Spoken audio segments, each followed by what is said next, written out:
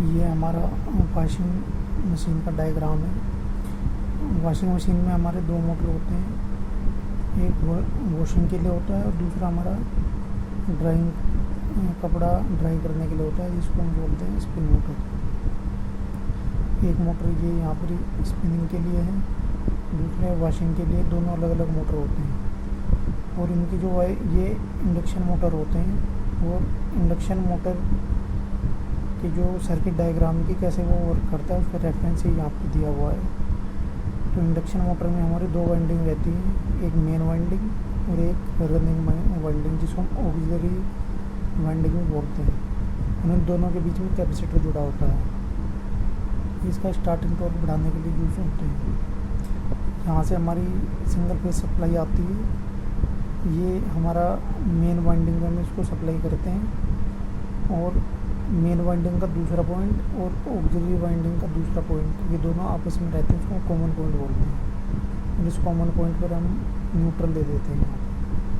और capacitor auxiliary के दूसरा पॉइंट जो बचा हुआ है उसके और मेन वाइंडिंग यहाँ पर हमने सप्लाई दी है, उसके बीच में हम कैपेसिटर लगाते हैं। इसी कॉन्सेप्ट से हमने वॉशिंग मशीन के कनेक्शन किए हुए हैं। यहाँ पर वॉशिंग मशीन में जो हमारा फेज़ आता है डायरेक्ट रेड कलर का दिया हुआ है, ये आता है हमारा टाइमर के थ्रू, क्योंकि हम बाहर से सिलेक्टर स्विच होता है जिसको घुमाते हैं। इसे हम सेलेक्ट कर लेते हैं कि हमारा टाइमर कितनी देर तक चलेगा, उतने ही टाइम तक ये सप्लाई टाइमर में वो होते हुए मोटर तक जाएगी। उसी प्रकार से हमारा कपड़ा सुखाने के लिए स्पिन टाइमर, तो यहाँ से फेज़ आ रहा है और ये हमारा स्पिन टाइमर से होते हुए ये मोटर तक गया है। तो स्पिन मोटर के लिए भी एक सिलेक्टर होता है, उसको हम घुमा करके टाइम सेट कर लेते हैं कि जब तक वो टाइम चलता रहेगा तो उसका कनेक्शन इसमें रहेगा, उसके बाद वो ऑफ हो जाएगा। ये हमारा वॉश टाइमर है, ये हमारा है स्पिन टाइमर। इन दोनों के अंदर गियर सिस्टम लगा रहता है, वो गियर बने रहते हैं, वो धीरे धीरे उनकी सेटिंग टाइमिंग के हिसाब से होती है, वो धीरे धीरे अपना ऑफ पोजीशन की तरफ चलते हैं। और जैसे ही ऑफ पोजीशन पर आकर के बंद हो जाता है तो ये जो कनेक्शन है ब्रेक हो जाता है। उसी प्रकार से गियर सिस्टम इसमें होता है। जैसे ही वो टाइम पूरा हो जाता है तो गियर सिस्टम के जीरो कंडीशन में आते ही ये कनेक्शन यहाँ से ब्रेक हो जाता है।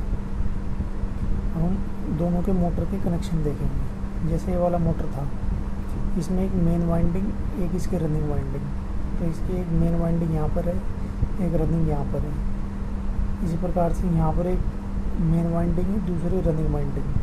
इन दोनों का एक कॉमन पॉइंट यहाँ पर ये था, इन दोनों का कॉमन पॉइंट यहाँ पर है, इस वाली का यहाँ पे है। इसको हमने न्यूट्रल से जोड़ा हुआ था और ये हमारा फेस। इसी प्रकार से हमने इस कॉमन को न्यूट्रल से जोड़ दिया, इस कॉमन को भी न्यूट्रल से जोड़ दिया। अब हमें कनेक्शन करने फेज़ के। फेज़ जैसे हमने बताया था कि फेज़ टाइमर तक आया है यहाँ पर, उसी प्रकार से एक फेज़ यहाँ टाइमर तक आया हुआ है। अब फेज़ के कनेक्शन मोटर के साथ करने हैं तो हमको देखना कि मेन वाइंडिंग के जो छूटा हुआ सिरा मतलब एंड है उससे हमको जोड़ना है। तो हमने यहाँ से कनेक्शन लिया और ये बचा हुआ जो टर्मिनल था यहाँ पर हमने उसको जोड़ दिया। उसी प्रकार से यहाँ से फेज़ आया। ये जो मेन वाइंडिंग ये थोड़ा गलत हो गया है, मेन रहेगा, ये रनिंग। उल्टे भी हो जाए तो कोई दिक्कत नहीं है। ये मेन वाइंडिंग जो है यहाँ से आया, ये मेन वाइंडिंग से फेज़ जुड़ा, यहाँ पर भी आकर के फेज़ जुड़ गया। और ये जो रनिंग वाइंडिंग थी, रनिंग वाइंडिंग आप देखेंगे कि कॉमन वाला ये वाला जो पॉइंट है वो तो यहाँ पर है, ये वाला पॉइंट यहाँ पर है। अब इसका ये वाला पॉइंट छूटा हुआ है, तो यहाँ पर इसका छूटा हुआ पॉइंट ये है। तो ये कहाँ जा रहा है, हमारे कैपेसिटर के अंदर जा रहा है। तो हमने क्या किया कि यहाँ से उठाया इसको, और ये दो कैपेसिटर का एक सेट रहता है। इसमें एक तरफ 8.5 माइक्रोफैरेड का कैपेसिटर है, दूसरी तरफ 4.5 का है। इसमें 4 टर्मिनल होते हैं क्योंकि दो कैपेसिटर जुड़े रहते हैं आपस में। और जैसे यहाँ से ऑक्सिलरी का गया कैपेसिटर के अंदर, तो यहाँ से इसके अंदर गया और यहाँ से निकल कर के ये मेन के साथ जुड़ गया, तो यहाँ से जुड़ करके मेन तक जुड़ गया। उसी प्रकार से यहाँ पर ये रनिंग वाइंडिंग का कैपेसिटर के अंदर गया वायर और यहाँ से निकल करके ये मेन के साथ जुड़ गया, यहाँ पर जैसे इसमें जुड़ा हुआ है। ये 8.5 माइक्रोफैराड का है और ये 4.5 का है। 8.5 का हम इसलिए यूज़ करते हैं क्योंकि हमको इसमें कपड़े धुलने हैं, तो इसमें जो है लोड ज़्यादा रहेगा, वेट ज़्यादा रहेगा। उससे वेट ज़्यादा होने से मोमेंट ऑफ इनर्शिया ज़्यादा रहता है, तो उसको घुमाने के लिए ज़्यादा उसको टॉर्क की ज़रूरत रहती है, ज़्यादा पावर की मतलब ज़्यादा उसको पावर चाहिए। तो हमने ज़्यादा कैपेसिटी का इसमें कैपेसिटर जोड़ा है। यहाँ पर सुखाने के लिए कम पावर की ज़रूरत होती है, इसलिए हमने इसमें कम कैपेसिटी का 4.5 का जोड़ा है। मिनिमम 8.5 और 4.5 होना चाहिए। तो ये कनेक्शन है हमारे, इसके अकॉर्डिंग हमने सारे कनेक्शन कर दिए। यहाँ पर बिल्कुल सिंपल इसमें कनेक्शन है। दूसरा ग्राउंड है, ये अर्थिंग भी इसको बोलते हैं। ये बॉडी से, मोटर की बॉडी से हम इसको कर देते हैं। अगर कोई करंट वगैरह बॉडी में आता है तो इसके थ्रू ये अर्थ में चला जाएगा हमारा। ये अर्थ का पॉइंट यहाँ पर बना हुआ है। ये सिंपल कनेक्शन है। और ये जो मैंने orange colour, yellow colour, red colour ये लिखा हुआ है, ये वॉशिंग मशीन में से मैंने देखा हुआ कि किस किस कलर के ये वायर्स वहाँ पर आए हुए थे। एक ये सेफ्टी स्विच रहता है यहाँ पर।